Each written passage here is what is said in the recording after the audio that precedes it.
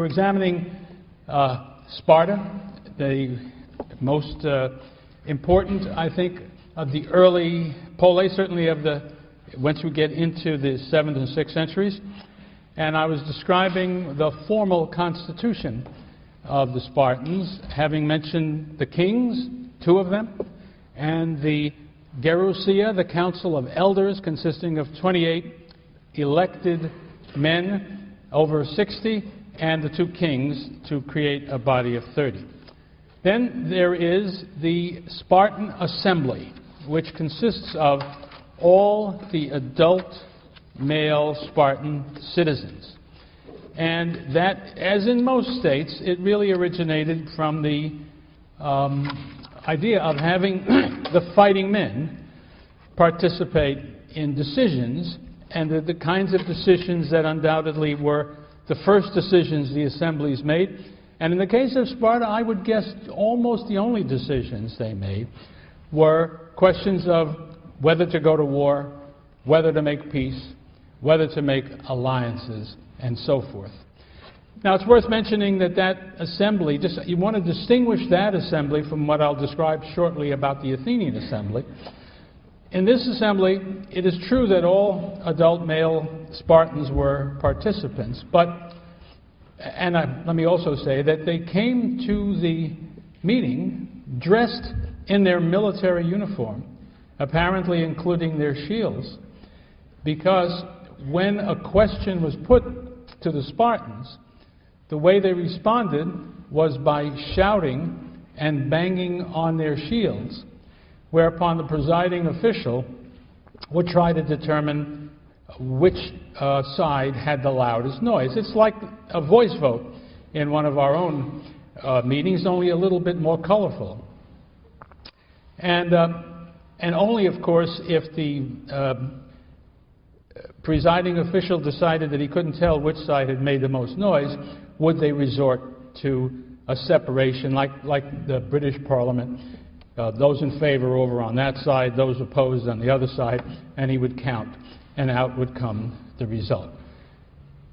It looks as though debates in the assembly were probably infrequent, because as best we can figure it out, we would guess that most issues that came before the assembly, let me back up and say probably not very many issues came before the assembly, but those that did, if there was an agreement on the part of the Gerousia and the kings, in other words, the upper groups in society, if they agreed, there would be no need to go, I mean, there might be some legal need to go to the assembly, but there would be no debate, and the matter would simply go forward.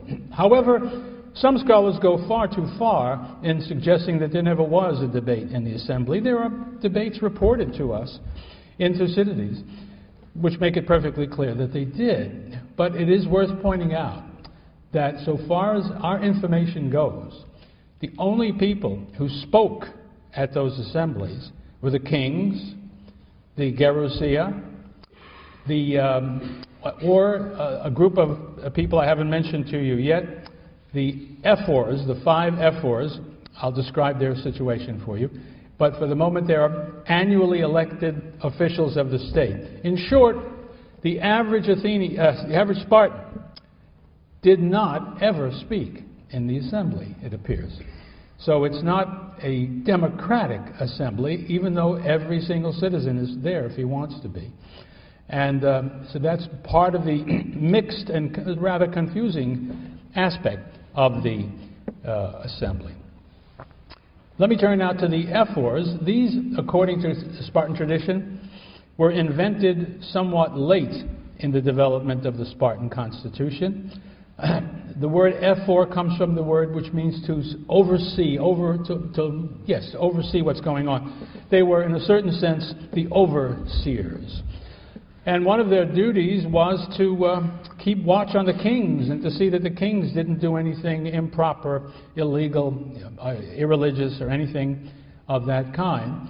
And some scholars have focused on that and suggested that at least originally that was what their main function was, to protect the Spartans from excessive power, excessive behavior by the kings, and that their sort of watching the kings thing was always their chief function. That, I think, is not right. I think by the time the Spartans appear to us in history, let us say late in the 6th century, 5th century, the Ephors don't do that. They still have the technical constitutional requirement to do that, but that's not what they're up to. When we see them, they are usually engaged in dealing with foreign policy.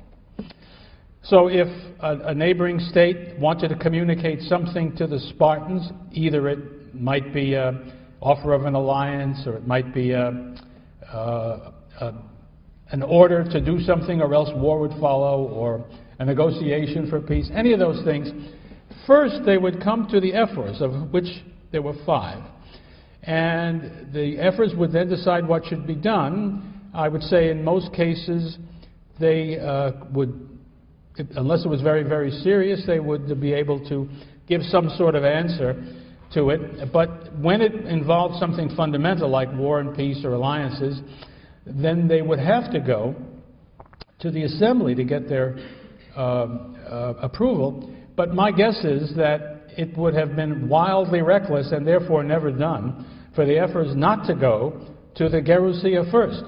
Because the Gerousia was by far the most significant council in the state, most able to have the necessary prestige and yet to be small enough truly to discuss what needed to be done. And since the Gerousia included the kings, it involved the most important people in the state. So if the Ephors wanted to do something, it would be damn foolish not to clear it with the Gerousia first. Although if they wished to be reckless, they could do otherwise. Now, another thing about the Ephors is that they're very different. The people who are elected to the Gerousia are old men who have proven themselves. They are truly elected by a process in which their individual qualities are relevant, and so they have tremendous prestige in the Spartan state. This is not true necessarily and typically of the Ephors. Aristotle tells us that they in fact were just any Joe Spartan, that they were ordinary people, not distinguished in any way. And although we don't have a clear picture of the way in which they were chosen, it is clear that they were, it looked like it was some kind of a combination of election and sortition. There's a strong element of chance involved in selecting who is going to be the Ephor. So you must think of them not as distinguished people who have some clout in their own person, but ordinary people who only achieve what clout they're going to have by virtue of being chosen as Ephors. And they're only there for a year. Now the kings are there for life, and the Gerousia is there for life. And I suppose the council, the assembly is there for life. But the Ephors are only going to be Ephors for a year and only once in their life. These are not politically powerful people. I think the idea was to sort of have a representation of the ordinary Spartan to carry on the functions that I have talked about.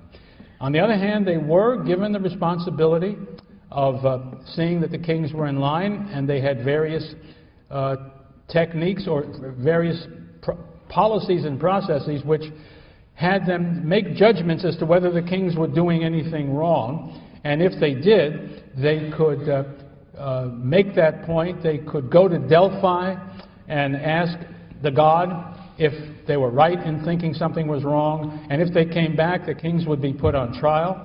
The Ephors would be the accusers. The trial would be held in the Gerousia. And don't imagine that that didn't matter. Kings were brought to trial in this way frequently in the history of Sparta, and very often they were convicted and often exiled and in other ways punished. So there's nothing just theoretical about this capacity to control them, and something rather important about this accidental element in who becomes an Ephor. All right. Those are the elements of the Spartan constitution, and I think it's self-evident that it deserves the title of a mixed constitution. At the same time, you don't want to lose sight of something even more basic than that. Remember, all the Spartiates that there are, whether they are ordinary citizens all the way up through king, are a small minority of all the people who are under the control of the Spartans. People try to guess from the evidence that we have what percentage of the entire population of the Peloponnesus, or their own part of the Peloponnesus, the Spartans were. Well, it looks as though the number of helots may have been something like 7 helots to every Spartan. And then you have to add to that the number of perioikoi, who were also not Spartiates. So whatever the mixed character of the Constitution was, when you look at the whole of Laconia and its possessions, it is very much an oligarchy. And the Spartans normally will like to see other states oligarchically governed.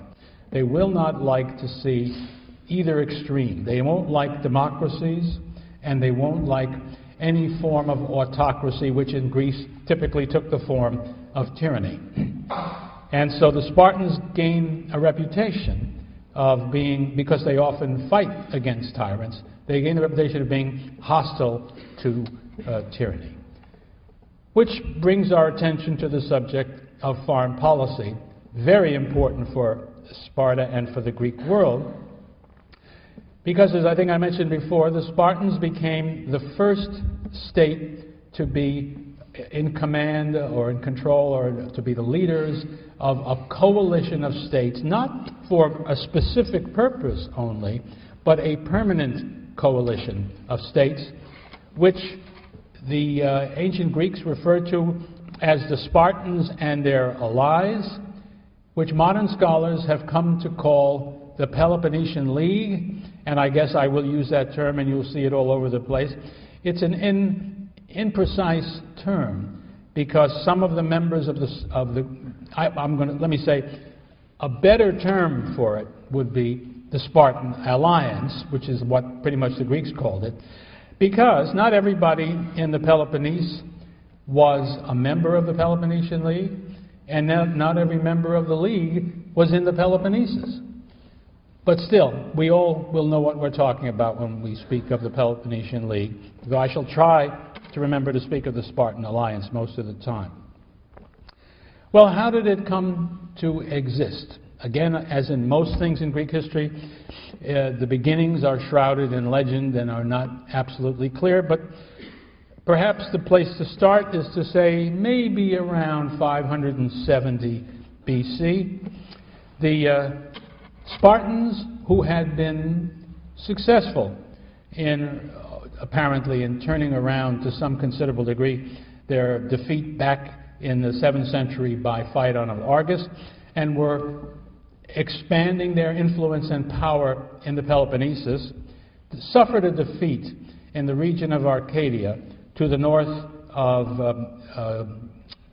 Laconia. That, by the way, is a mountainous country and poor, typically, relatively speaking.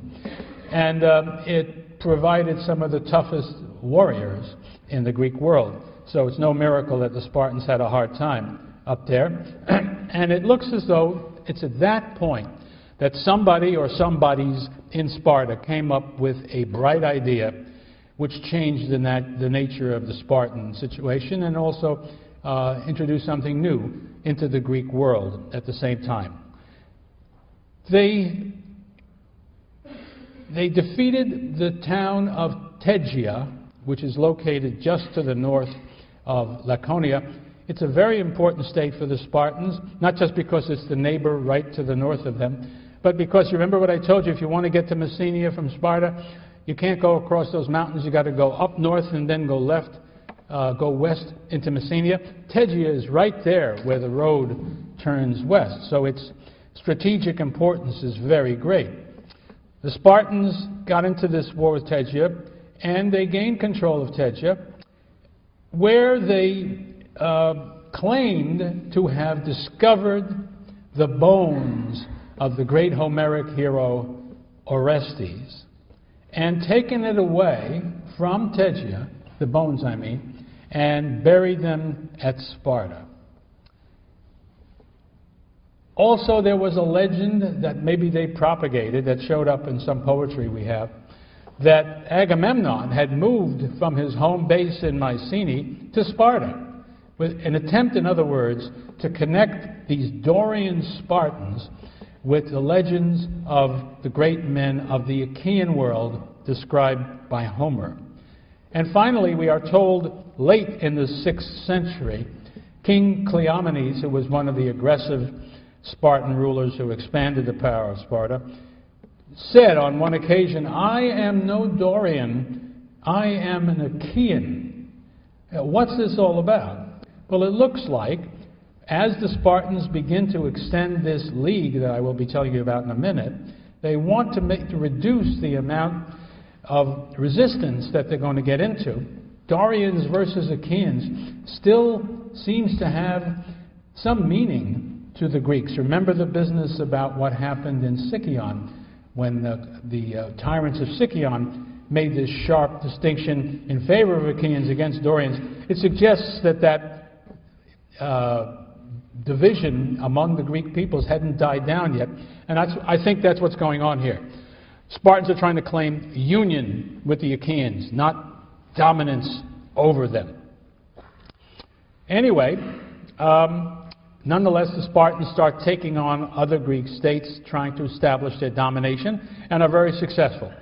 They defeated the powerful and important state of Argos. They defeated, and in the process, they took away a piece of land that is between the area of Argos and Sparta. The name of it is Kynoria, and took it away, annexed it to their own state. That's interesting because the Argives never forgave that and never gave up on the idea of getting it back. And you find the Argives and the Spartans fighting each other at least once a century, and what they're fighting about is gaining control of Kynoria. It's common, people refer to Kynoria as the Alsace-Lorraine of the Peloponnesus. Everybody who doesn't have it wants it back between these two states. And finally, the Spartans also take the island just off the southeastern edge of the Peloponnesus called Cythera, which gives them a good strategic base there as well. So they are expanding.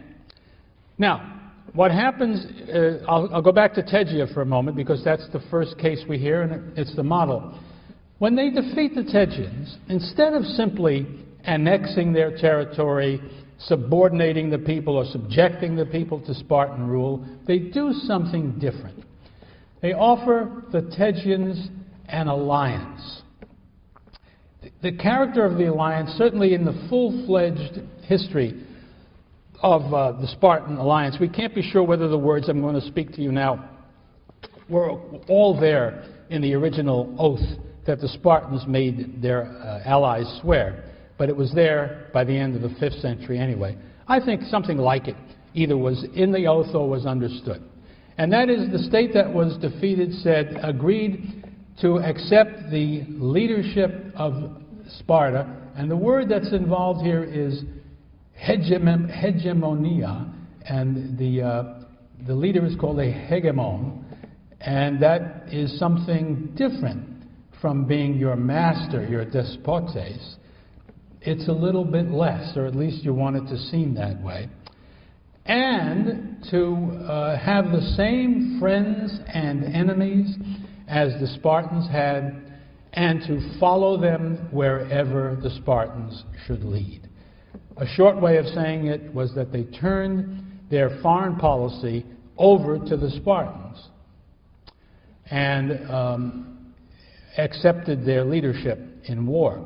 What did they get in exchange? One, the Spartans didn't take away their land, destroy their houses, make them slaves, or anything like that. Besides that, they also promised them and provided them protection against attack from somebody else. When the Peloponnesian League is in place, one of its consequences for most of the time is the end of warfare between the states inside the Peloponnesus. At least that was the theoretical situation. As we shall see, it will be broken from time to time. But still, it's generally true. So now, what does this mean? The Spartans have done something that is similar to what the Romans would do centuries later, and it really an enormous achievement if you can do it. When you conquer people, one of the problems you have is every state you conquer is potentially a problem. You have to rule it, and that's going to take more soldiers, and you will have to do something with them. You acquire responsibilities that are greater than they used to be. But the point is, normally you don't gain any fighting men. The Spartan way of doing it means you gain more troops for your army.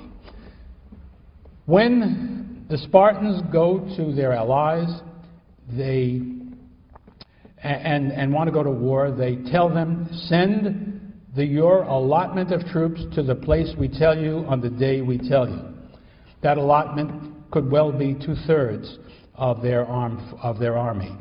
And there they will go to where the Spartans want to go, and the general of the army overall will be a Spartan, and they will be fighting for Spartan purposes, unless the Spartans have chosen to fight for their allies' purposes. But the Spartans now have increased their military strength enormously by the invention of this new thing, the Spartan alliance. Now, the debate continues to exist as to just what that alliance was really like. Were the Spartans free to do anything that they liked in foreign affairs, or did they need to have the approval of their allies before going to war? I'm talking now about a constitutional question rather than a reality question. And scholars bat it around both ways. My prejudices are that the League's constitution, whatever it may have been, was less important than reality. That is to say, not all states in the Spartan alliance were equal. Some were large and numerous and strong militarily. Some were some part of that and also wealthy. Others, and some were at some distance from Sparta. Others were small, weak, poor, and close to Sparta. I would say, and I think the evidence will support this as a fact, whatever the theory may have been, that the closer you were to Sparta, the smaller you were, the weaker you were, the more you did what the Spartans told you. How's that for a shock? And vice versa.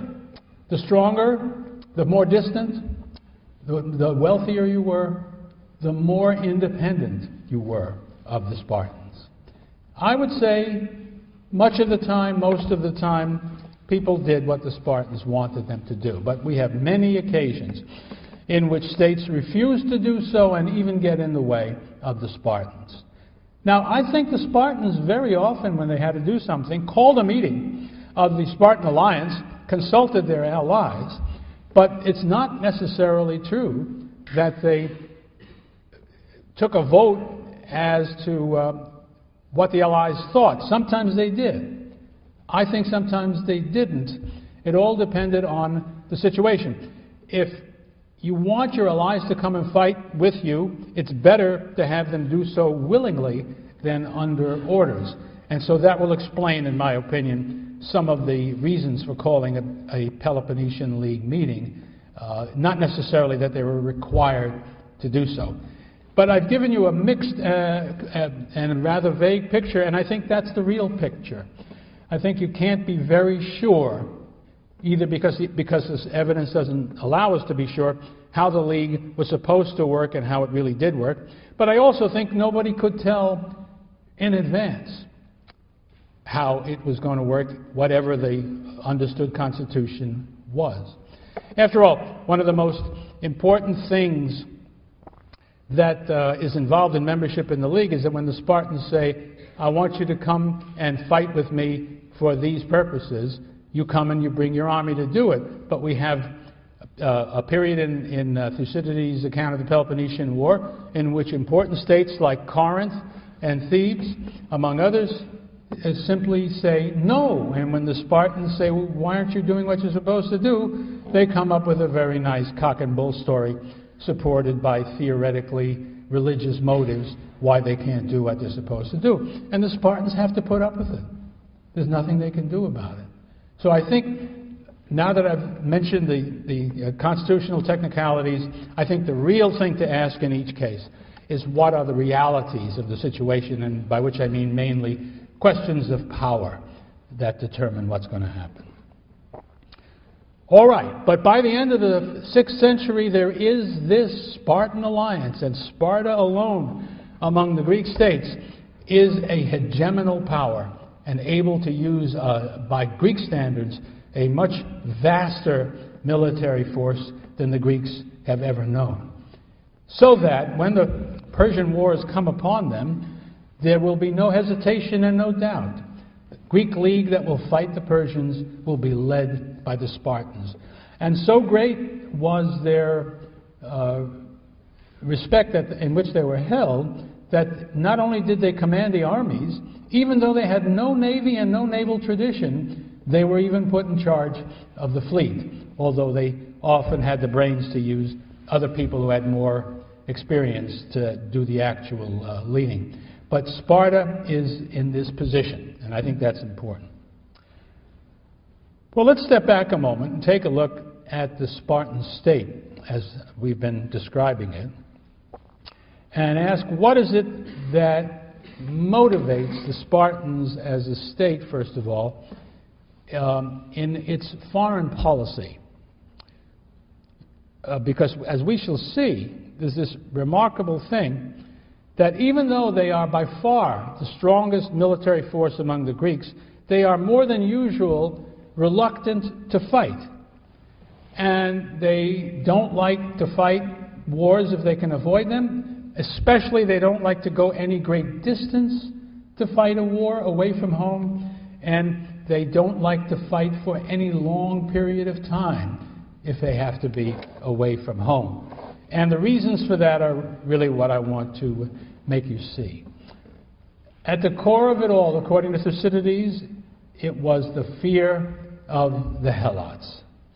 It's not just that the Helots were so numerous compared to the Spartans, but I want to remind you again of their tremendous dissatisfaction with their situation. Their backs may have been broken, but their spirits were not.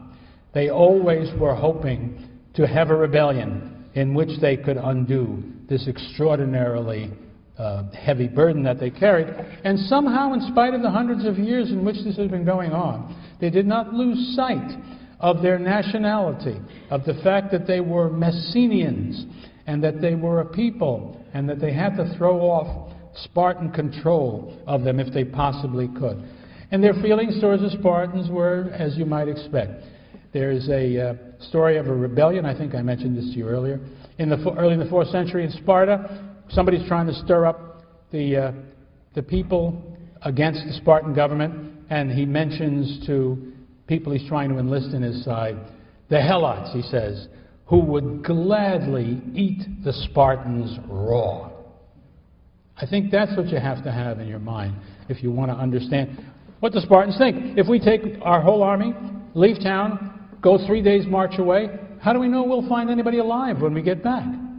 That's always on their minds. And Helot rebellions, although they don't take place every day, take place very sparsely, but they keep happening, so that the fear is never irrational. To that is added the permanent enmity of Argos, which never gives up the idea of returning to the great days of Phaidon, with Argos as the dominant state in the Peloponnesus, and that means that the Spartans have to be defeated for that to happen.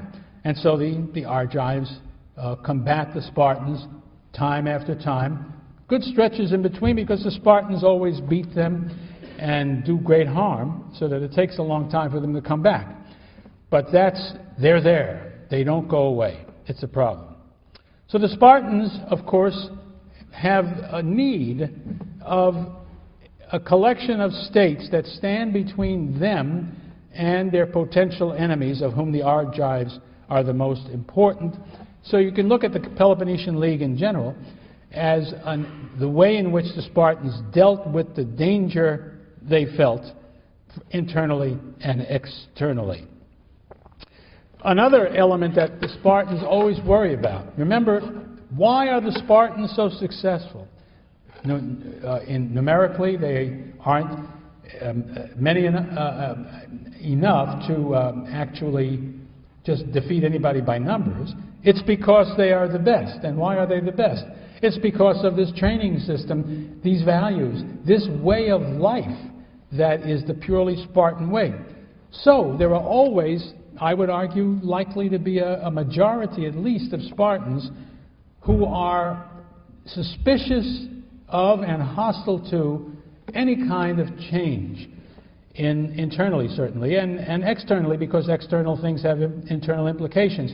They're always worried about corruption seeping into the Spartan system. Corruption normally has the concept of money, wealth behind it. If money comes into the picture and people start being bought by it, they will cease to be thinking the way good Spartans should think only of the state, but they will think of themselves and their wealth and so on. And another thing that corrupts is the search for power beyond what is appropriate in the Spartan system.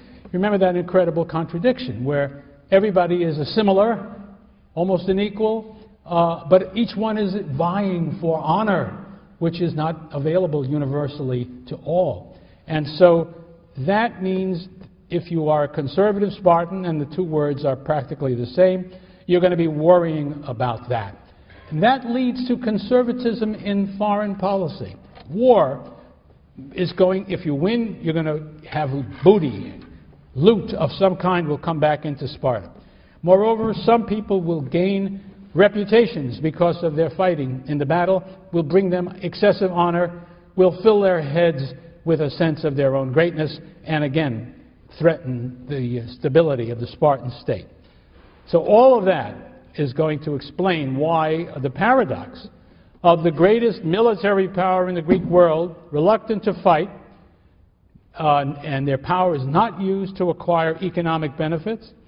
What they focus on is discipline, and the state versus freedom, individuality, and even family.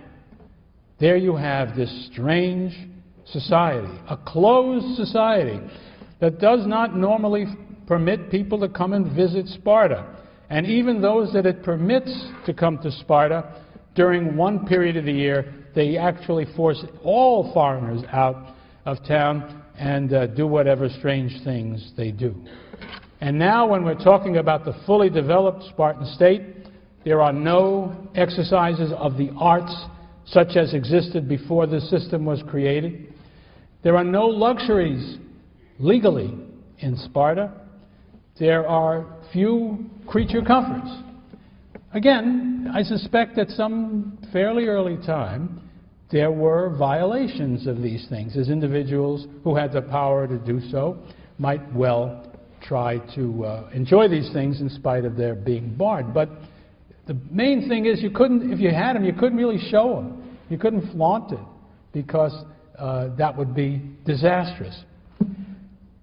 And why? Because in a way, necessity becomes a virtue. We human beings, that's one of our typical ways of dealing with things. That is, we need to do something. We have to. And so one way we cope is to then, we do it, and we say, it's the greatest thing in the world to do. And doing anything else is no good. And that's what the Spartans did. Their way of life was imposed upon them by the decision to maintain their command of the Helots. After that, it all makes perfect sense. Look what they had to give up to do it. They said, of course we give that up, because that's what makes us the great people we are. And that's the system that was the Spartan way of life. I remind you again that even though this is very extreme, and other Greek states are not going to live that way, they admire it tremendously because it suits the ideology of all polis that subordinates individual family concerns to those of the community at large. And as I mentioned earlier, the utopian philosophers of the 4th century, Plato being the most striking, Aristotle to a lesser degree, they admire this, although they have their own wrinkles about how it's going to be.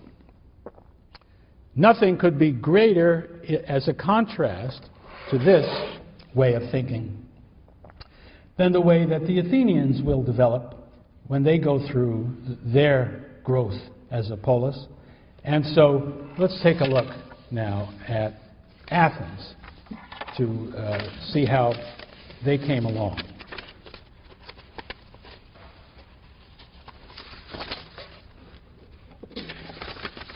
There we go.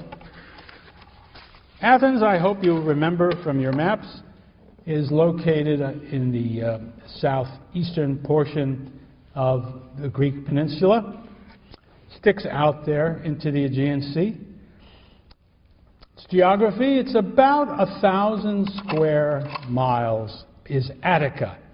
In the terminology, I think we talked about it already. The city is Athens. The region in which they live is Attica. The people are Athenians, and that's an important point I think I made too, which is everybody who is a citizen who lives in Attica is an Athenian. No matter if he lives 65 or 70 miles away from the city, he's still an Athenian. One of the things they achieved early was the unification of that whole region and made it one polis, although that certainly doesn't mean that there are no independent villages and towns in the polis of Athens, because they certainly are. Now, Attica was not one of the most desirable, certainly agriculturally rich areas in Greece. It was, relatively speaking, rather barren. Now, there are, of course, great exceptions. The central valley, so to speak, of Attica has the richest soil, and in the ancient world, it was able to grow the very best grain, including wheat. But very much of the Athenian soil is mountainous and pretty close to barren, so that you don't have a lot of rich soil. This is not one of the most admirable places to come. On the other hand, it has certain advantages that the Athenians used well to achieve wealth and power and greatness. First of all, it has one splendid harbor. Up in the northwestern part of Attica is Piraeus. It is the port of Athens once Athens becomes a naval state. And it is both spacious, it has 3 nice little harbors, and it is very easily defended because these harbors can be closed off and attacks can be prevented. So that's one strength. Another is that, very rare among Greek states, Attica contained silver mines in the south of the peninsula, and that gave the state, because these mines were ultimately owned by the state, it gave the state a source of income that was very, very unusual among Greek city-states. And the availability of that silver would turn out to be crucial at various moments in Athenian history. One reason why the soil wasn't so great for agriculture was that a lot of it is red clay, but that turns out to be wonderful for making pottery. And of course, Athenian pottery, and I'm thinking especially about painted pottery, fine ware, stuff that is meant for the upper classes, stuff that artists will work on, that will be exported, all of that, that is made of that great red clay, the basis for the pottery that the Athenians did.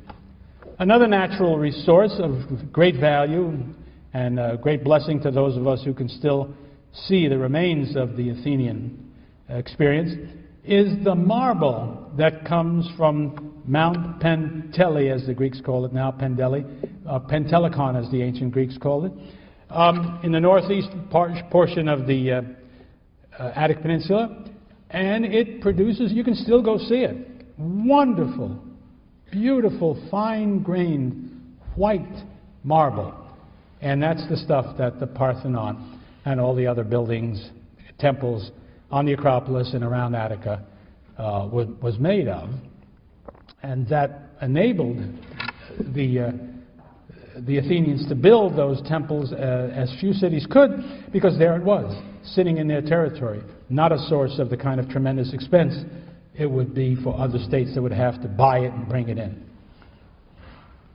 Now, on the other hand, Athens was able, as I told you, let's start in the early days, to grow wheat and other grains, but more to the point, it was very good for olive trees and for grapevines.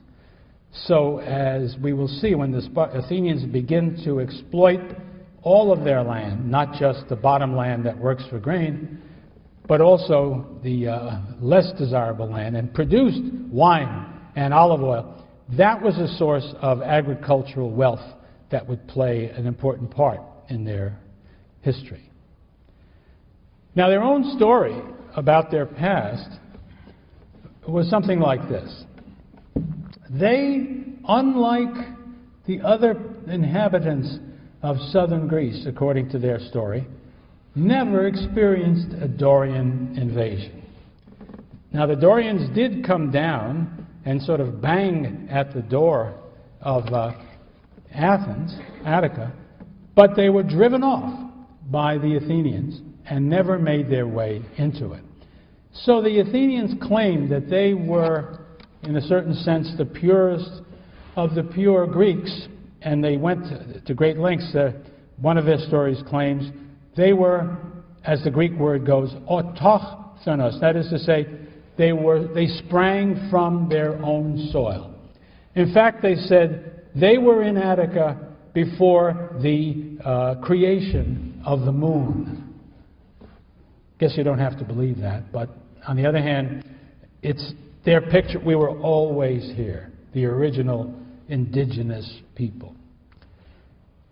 Their tradition, and this one is surely right, is that at an early time in their history, Attica became a refuge for people escaping what they would have regarded as the Dorian invasion. And there's no doubt that people from the Peloponnesus, after the fall of the Bronze Age civilizations, did a lot of running away, and some of them ran to Attica and were greeted and settled down there permanently.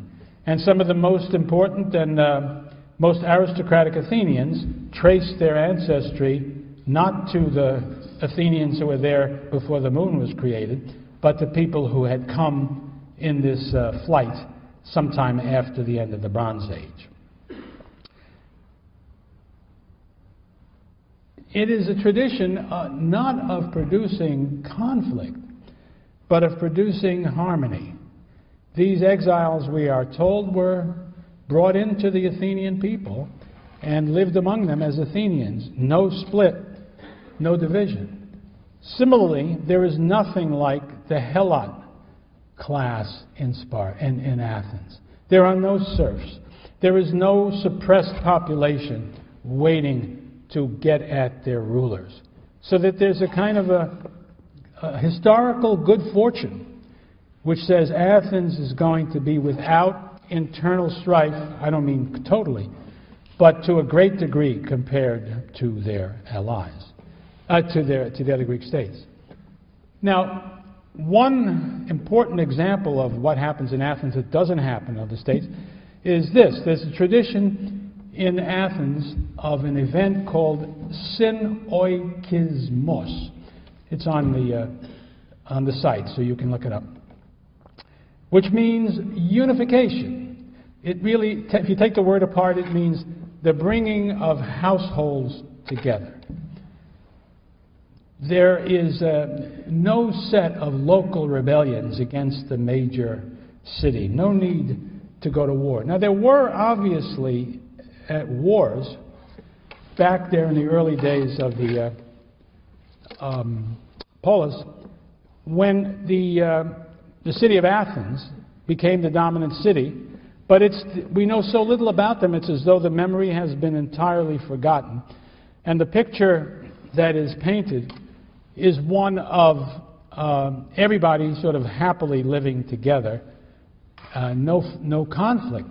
Compare that to Sparta, where it's obvious Sparta gained control of Peloponnesus through war, and that many of the people there were very unhappy with them, not to mention the Helots. But in neighboring Boeotia, the chief city of Thebes traditionally was at war, trying to subdue the other major cities of Boeotia in order to make themselves the boss, and they never were fully successful in this.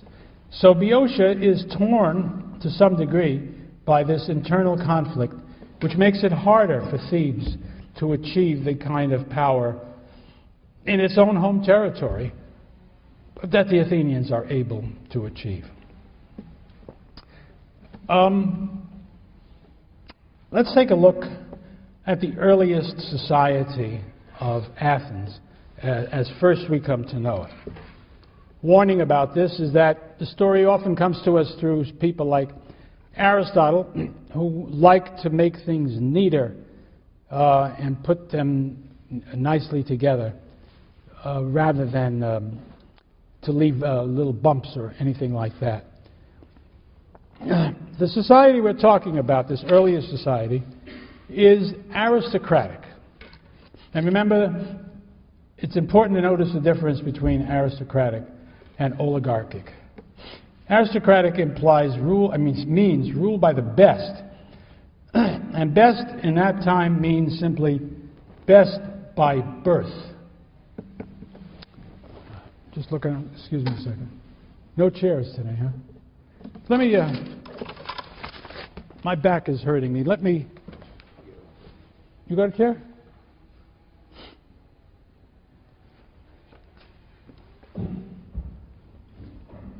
Oh, thanks, Curtis. We appreciate that. Thanks a lot. Okay. I'll try to speak loudly. Can you hear me in the back? All right, good. That's much better. It means best by birth. And that means if you're going to be in the ruling group, in the dominant group, an aristocrat, the only way to get there is if your father was an aristocrat. Doesn't matter how rich you are, doesn't matter what a magnificent warrior you are, all that matters is birth. And that is different from oligarchy, which gives rule to a few, but that usually means, I would say just about every case, that wealth plays a role, that you can be one of the few in the ruling group if you're rich enough. I don't mean that they didn't have aristocrats within an oligarchy. I'm sure that they did. It's that that was not the critical element. Now, also, in the Athenian aristocracy, you can imagine that most aristocrats are rich, but some of them are not. And that's the distinction that matters. And we will come back to that point as we see Athens move out of the aristocratic condition and into one that is more based on wealth than it is merely on birth. Well, we are told that in the earliest times, Athens was divided up, the people of Athens were divided up into 4 tribes, just as were all the other Ionian cities. And the Athenians, of course, were Ionians.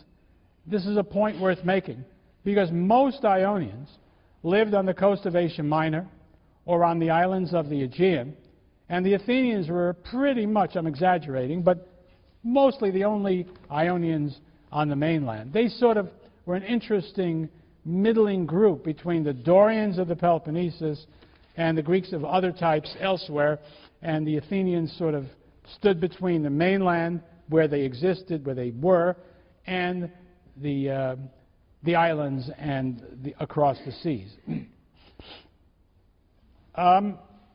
Each one of these 4 traditional tribes contained, according to this tradition, 3 subdivisions that were called phratries. Easy way to translate phratry is brotherhood. Notice, it's about family and birth.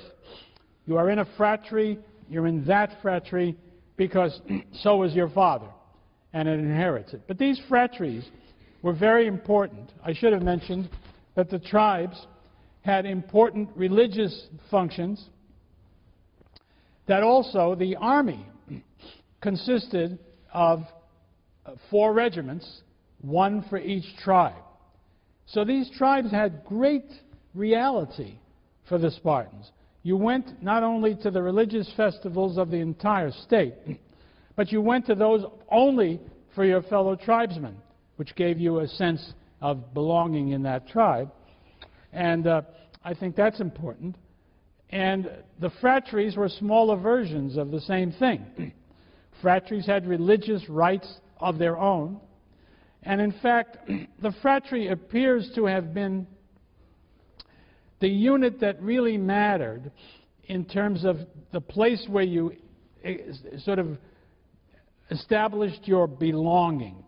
I mean, if somebody came along to an Athenian in the 7th century and said, "You say you're an Athenian. How do I know you're an Athenian?" Well, after you got through saying, "Well, you can ask my friends, my neighbors," you said, "What do they know?" You say, how would you do it? "Well, I guess come down to a meeting of my phratry. They will have a record of my being a member of that phratry, and that makes me an Athenian." So that's the importance of, in a way, one part of the importance of the phratry. Now, the phratry, because it was established by birth and tradition, was an aristocratic stronghold. Everywhere you could imagine, tribe, phratry, and so on, some aristocratic family or families would have had a leading role by tradition. The Greek religion did have priests, but it didn't have a separate priestly class. And during the aristocratic period, and I would say probably throughout its history, Athenian religion had the priesthoods, the chief religious places in the state, were held by aristocrats, which in a primitive society in itself gives them tremendous prestige and a lot of clout. Probably, although I'm not sure we have hard evidence on this, probably the phratries fought side by side in the tribal regiments as well. And of course they would always be commanded by aristocratic leaders. Another way the Athenian people were divided involved names of classes of people, and we'll come back to that in another context. But one class, the highest class in the aristocratic state, were the eupatrids. It means the well-born, the well-sired. And it turns out that in the early polis, no surprise, they dominated the best farmland. They had the chief jobs in religion. They were the government, because as early as we can tell that there was a regime after the legendary kings are gone, the number one governmental organization, you might call it, is the Council of the Areopagus. Gets its name from the place where it meets. If you look to the west side of the Acropolis, immediately there's a pretty good-sized hill, which is the Areopagus, the hill of Ares, the war god. There, the Council of the Areopagus met and did what it had to do. And it's clear that the members of the Areopagus in this earliest stage were noblemen. We don't know enough to know whether it was all noblemen or just the leaders of the clans or whatever. But that's where decisions were made. It's important, though, to realize that in these early days of the polis, they probably had very little to decide and very little to do. Most of the real life of the state in the earliest days would have been out in the countryside, where the overwhelming majority of the people lived. You must imagine that it is something like, nothing like precisely, but something like the feudal manners that we find in Western Europe after the fall of the Roman Empire. These noblemen would typically have held a lot of land and have been well-to-do, have had all the powers I've described, and were looked up to and were listened to. They would have led the military units into battle when that was necessary. And we know that one of the things that they did was to serve as the source of justice in the state. If there was a quarrel between a couple of guys, they would bring it to a court. You think of Hesiod. His complaints were his noblemen, his barons were crooked. But that doesn't mean they all were. In any case, that's where you went. They settled any disputes that you didn't settle by feud or by some other primitive technique. And it was pretty clear that it was right to have the noblemen do it, not just because they're aristocrats, but because they would know what the law was. Since there was no writing before the 8th century, and it was very rare after that, there was nothing like a written law code until the 7th century. Before that, if you wanted to get justice, you went to a nobleman. And if you wanted to go beyond that, you went to the Areopagus, which was made of noblemen. That's the picture in the earliest polis as best we can reconstruct it. Now, Aristotle tells us that beginning in the early 7th century, the date he gives us, of course, we shouldn't put too much credence in it. It's too precise, but it's 683 BC is the date he gives us. And he tells us on that occasion we are introduced to a new thing, magistrates who are chosen from the aristocracy to do various jobs in the city. In Athens, the magistrates were called archons, A-R-C-H-O-N-S. It means, in the most technical sense, rulers, but it means really important magistrates in the state. One of these was called the war archon, Polemarch. Presumably, he led the army. Next came the archon, who was actually the most important archon, the one who gave his name to the year. I think I mentioned the Greeks did not have a system of dating, which has a starting point, and so you can say 1, 2, 3, 4, 5. Instead, like many ancient peoples, they named the year after the leading archon, the leading magistrate of the state. The Mesopotamian cities did the same thing. So that archon was called the archon eponymos, the one who gives his name to the state. And so, if you wanted to know when did a thing happen, somebody would say it was in the archonship of so-and-so and so-and-so. Well, you wouldn't have that in your head. You'd have to go someplace and look it up where there was a list of archons. Anyway, he was the most important. A third archon was known as the king archon, the archon basileus. His responsibilities were mainly religious. But I should point out that all the archons, whatever else they did, every one of them also did justice. That is, they had courts to which people could come to get their quarrels settled. Sometime after that, after these three major figures that I have mentioned to you, there was established a body of men called thesmothetai. You'll see this on the list of words, which were 6 men whose functions were apparently strictly judicial. They presided over courts that you could go to for specified purposes. Every one of these 9 archons, they are sometimes referred to as the College of 9 Archons. They had a secretary, which would have brought them up to 10. But only 9 were true archons. They were elected from the aristocracy by the assembly of all Athenian adult males. That means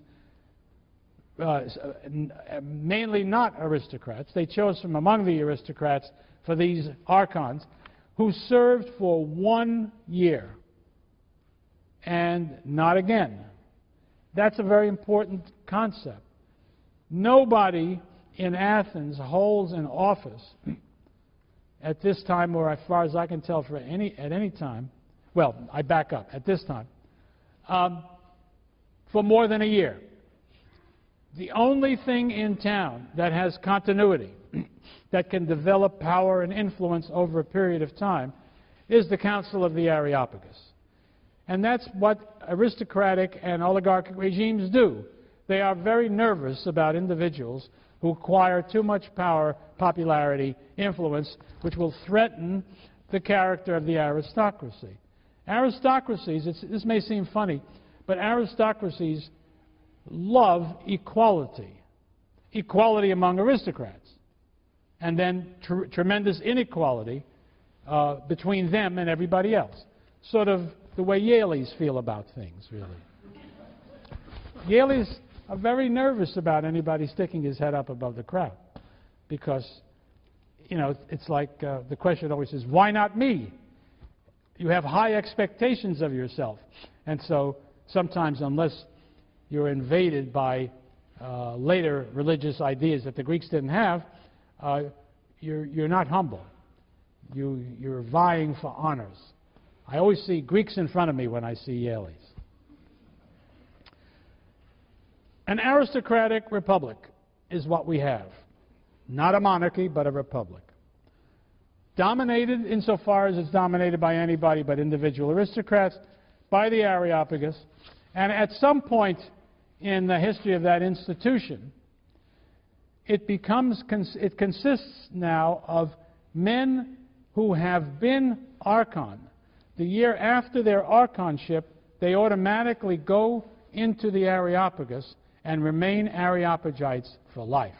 Well, that gives the Council of the Areopagus even more power and influence, because they consist now exclusively, after a while, of people who have been chosen for their individual qualities to be the leading magistrates in the state, and now they will oversee what's going on.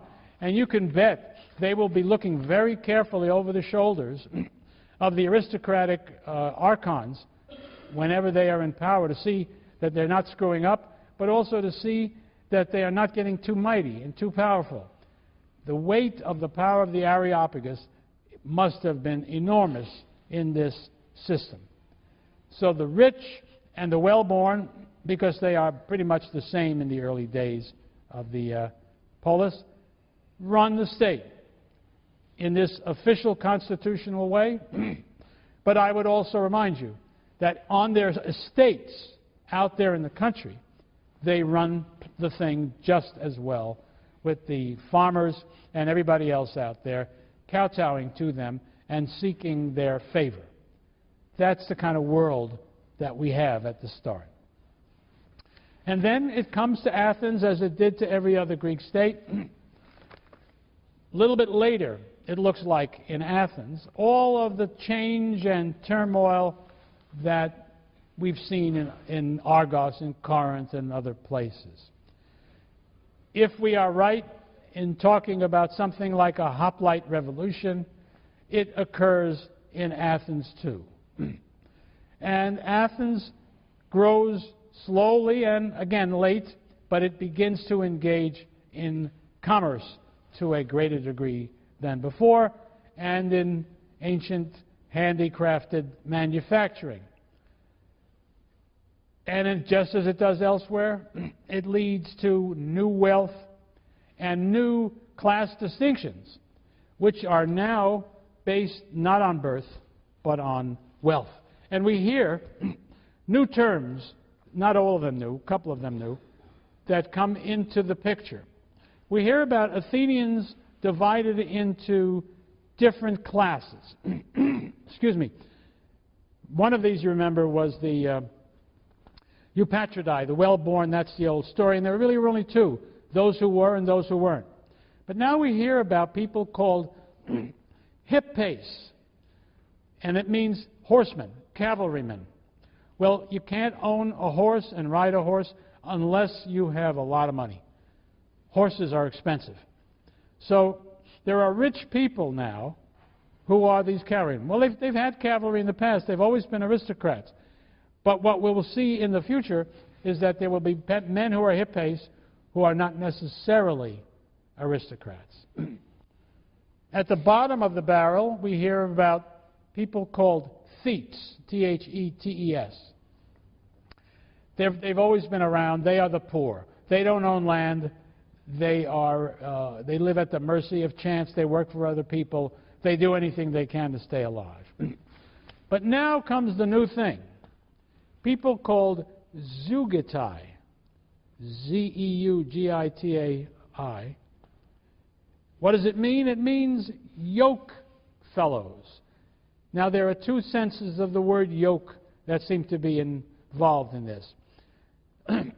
You could say that, and this is one way that makes sense, these were men who were sufficiently well off that they could own a team of oxen, 2 oxen, who were yoked together to pull the plow.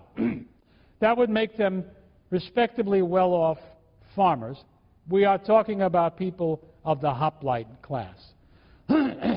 Another theory is that they were indeed named that because they were hoplites, because they lined up in the phalanx and they were yoked together, so to speak, by their shields touching one another. It hardly matters which of the stories you prefer or whether you choose both. We're talking about the same people. And that tells us the important fact that this new class of independent family farmer has arrived in Athens, and as in other states, is not satisfied with his position in the state as his own importance to the state becomes greater and greater. We will come back to this story when we talk about Solon, but think about these changes as happening as the next change that I want to tell you about occurs, a change that threatened, or a change that didn't happen, but if it had, it would have changed the entire course of events. According to tradition, in the year 632, an Athenian nobleman who had become famous because of his victory in an athletic contest and who had married the daughter of a very wealthy and powerful tyrant in Megara, right next door to Attica. So this guy was a young, big shot of extraordinary character, named Chilon, attempted a coup d'etat trying to establish a tyranny in Athens, just as his father-in-law had established one in Megara. His father-in-law's name was Theagenes. Well, as the story goes, he tried his best to gain control of the city. What you do in Athens in the early days, if you want to take control of the city, is you take an armed force up onto the Acropolis, seize the Acropolis, make it your fortress, and proclaim yourself boss, and see if you can make it stick. Well, he couldn't. He was resisted by enough of his opponents that he was defeated. The leader of the resistance was the family known as the Alcmeonidae. We will hear a lot about them in this course. But they went up there, locked up Chilon and his supporters on the Acropolis in a temple. You couldn't go into the temple for the purpose of killing somebody. That would be sacrilegious. And so they were at a standstill. Still, if you're inside that temple and trying to avoid being killed, you still need food and drink, and most important, drink. So how could they manage it? Well, they took a cord, tied it to the temple, held onto the cord, and went down to the well and got their water, claiming that they were just as sacrosanct as they had been before. And for a while it worked. But the Alcmeonidae said, baloney, cut the cord, killed the Chilonians. That put an end to the Chilonian conspiracy. But it brought something to the Alcmeonidae as well. A curse. The Alcmeonids were declared accursed and driven from the city. Well, that's for the time being. Later on we will hear they're back again, and they're very important. But the curse continues to be attached to the family. And as we get to the last third of the 5th century, and the Peloponnesian War is about to break out, the enemies of Pericles will pull out the curse of the Alcmeonidae to use against him because his mother was of the Alcmeonid family. For the moment, what we're talking about here, I think, though, is here's the first sign that we see of trouble in paradise. Nice, calm, happy, Sinoikized Athens has got trouble right here in River City. I mean, no, in Athens. And why? I think we must imagine that there are the kinds of discontents that we have been talking about, which find a leader in the form of a man who is an outstanding figure for some reason, who is willing to try to establish a tyranny, and use armed force to try to achieve their goals. That it fails, I think, is an indication that the same forces haven't reached the power in Athens that they had reached in Megara, Corinth, Sicyon, and places like that. But it's a warning about troubles ahead. And I'll turn to those troubles in the next hour.